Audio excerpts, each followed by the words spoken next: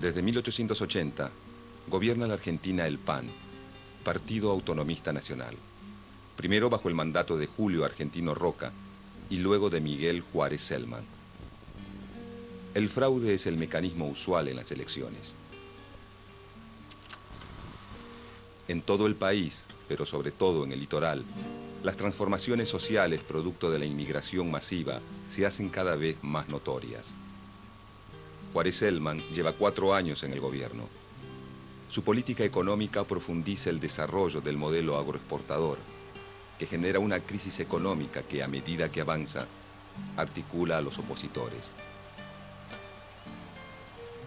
A partir de la publicación de un artículo en el diario La Nación, que denuncia el lamentable estado de las cosas sin una oposición que controle el poder del presidente, se conforma la Unión Cívica de la Juventud, que reúne a un grupo de jóvenes estudiantes universitarios que organiza, el 1 de septiembre de 1889 en el Jardín Florida, la primera manifestación de oposición a Juárez Celman. Después de esta reunión, la Unión Cívica de la Juventud cambia de nombre al incorporar a otros opositores y comienza a llamarse Unión Cívica. Luego de 10 años de mantenerse fuera de la política, el popular caudillo Leandro N. Alem regresa como líder de la Unión Cívica y firme opositor al régimen roquista. La oposición liderada por la Unión Cívica tiene 2 objetivos: agitar a la opinión pública contra el gobierno y preparar una revolución para derrocar al presidente. Acusa al gobierno de Juárez Celman de carecer de moral administrativa y pide la libertad del sufragio y el respeto a las autonomías provinciales.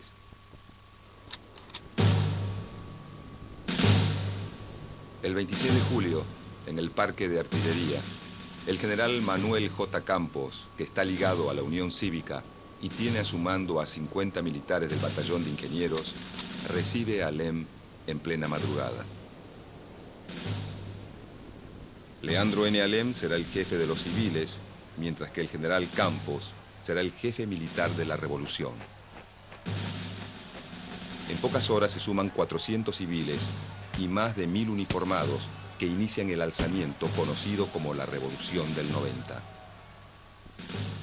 El presidente Juárez Celman se dirige hacia el cuartel de retiro, donde se concentran los hombres del ejército y la policía leales al gobierno.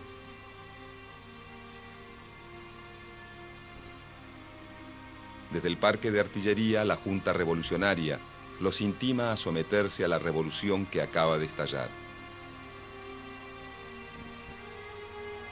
Hombres y mujeres enterados del levantamiento llegan al parque a pedir armas.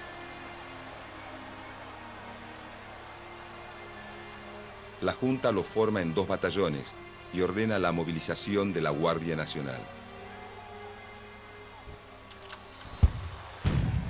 En las azoteas se divisan las boinas blancas, prenda que consiguen los sublevados para identificarse. En el cuartel de retiro, el presidente, los ministros, el vicepresidente Carlos Pellegrini y el general Julio Argentino Roca, a cargo de la defensa de la Casa de Gobierno, decretan el estado de sitio, la movilización de la Guardia Nacional y deciden el alejamiento del presidente al interior del país.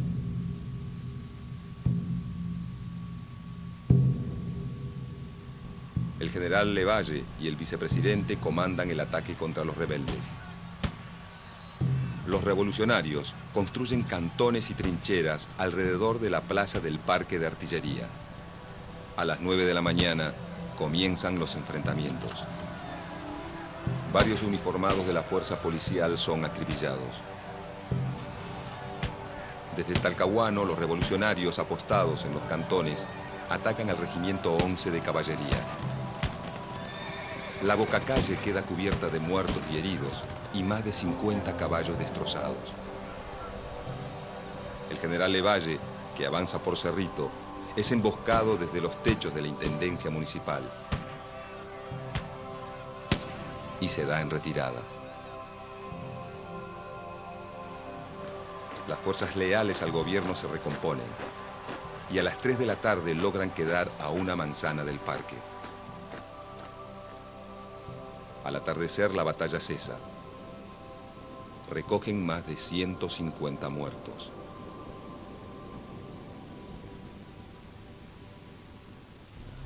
Por la mañana se reinician los ataques y las fuerzas revolucionarias deben replegarse dentro del parque.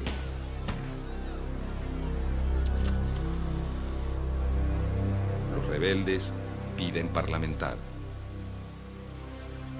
Aristóbulo del Valle se reúne con el vicepresidente Carlos Pellegrini y le solicita un armisticio de 24 horas para enterrar a los muertos y atender a los heridos.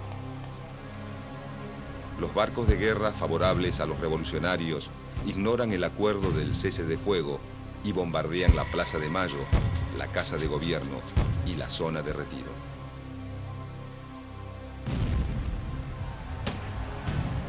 A las 5 de la tarde se reanudan los combates en la zona del parque. Las fuerzas revolucionarias comienzan a debilitarse. Leandro N. Alem y Aristóbulo del Valle, ante la falta de municiones, pactan con las autoridades los términos de la rendición. La revolución ha concluido.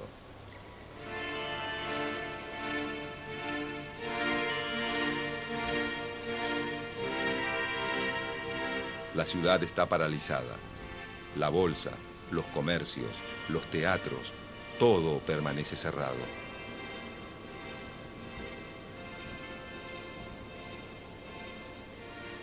Juárez Celman, sin el apoyo de su propio partido, presenta la renuncia el 6 de agosto de 1890.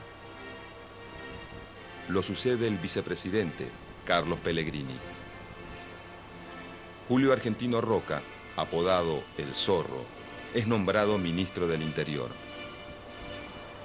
Desde su nuevo cargo, comienza a reconstruir su liderazgo en el Partido Autonomista Nacional.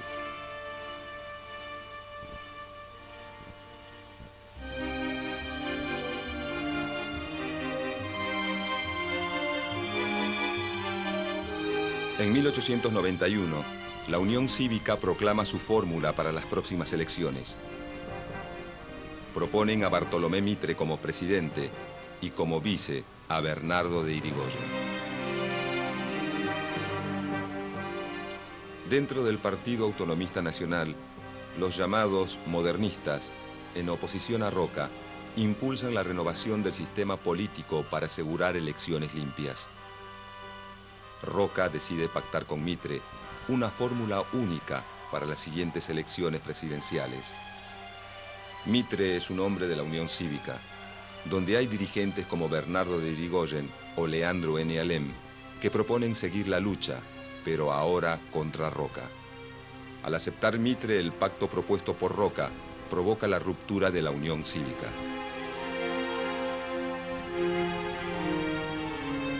Sus seguidores forman la Unión Cívica Nacional, mientras que Leandro N. Alem y Bernardo de Irigoyen crean la Unión Cívica Radical.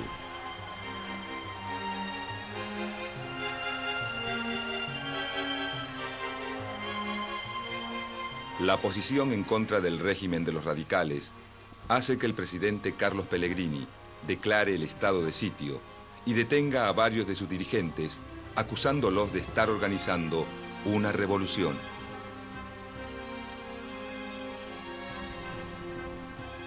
La Unión Cívica Radical manifiesta la abstención en los comicios presidenciales. Roca, luego de pactar con Mitre, levanta la candidatura de Luis Sáenz Peña y José Evaristo Uriburu, que con fraude ganan las elecciones.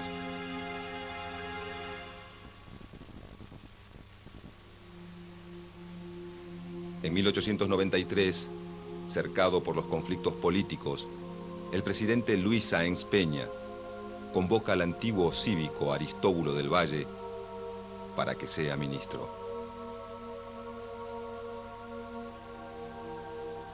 Leandro N. Alem y sus partidarios radicales reconocen a Del Valle como a un viejo compañero de lucha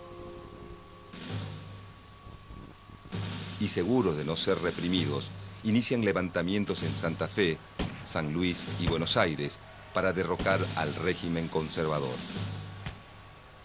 Del Valle se opone y renuncia.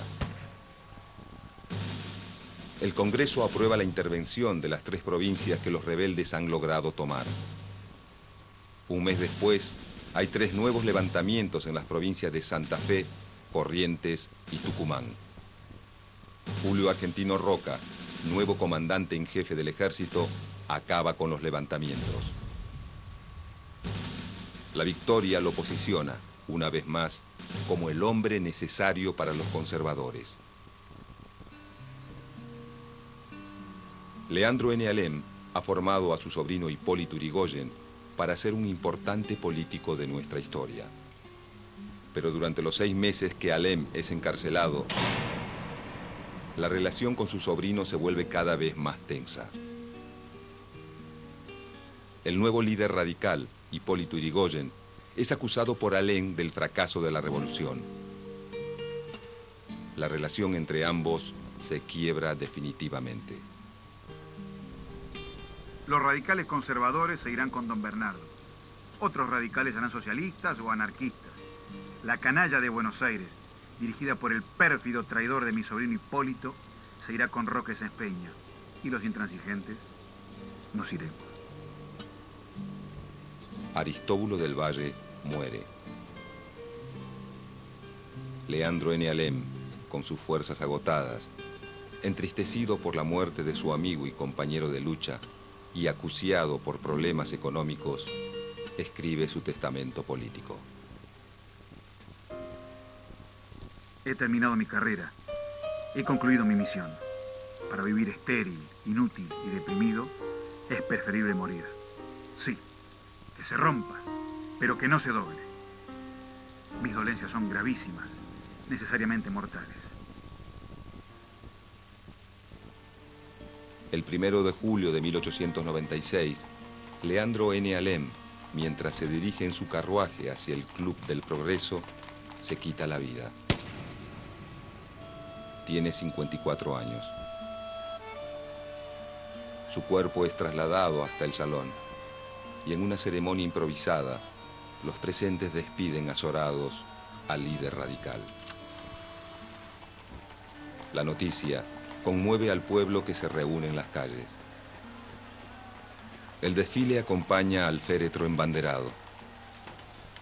La muerte de Alem profundiza la crisis entre las facciones radicales de la capital, liderada por Bernardo de Yrigoyen, y la provincia de Buenos Aires, conducida por Hipólito Yrigoyen.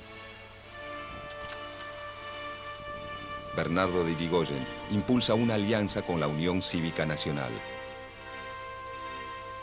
En oposición, Hipólito Yrigoyen disuelve la Unión Cívica Radical Bonaerense, obliga a sus diputados a renunciar y cierra los comités en toda la provincia.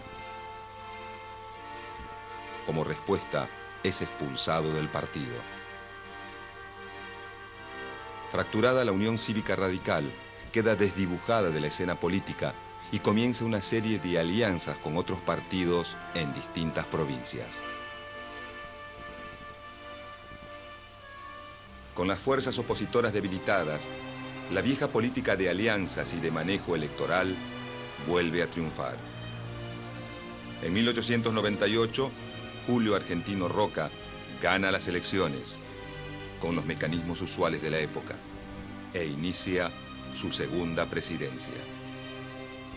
Durante su gestión presenta el controvertido proyecto de unificación de la deuda externa. La prensa inicia una ofensiva y advierte a la opinión pública de las terribles consecuencias para el crédito interno. Se realizan marchas opositoras en la capital y aunque el presidente declara el estado de sitio, debe retirar el proyecto de ley.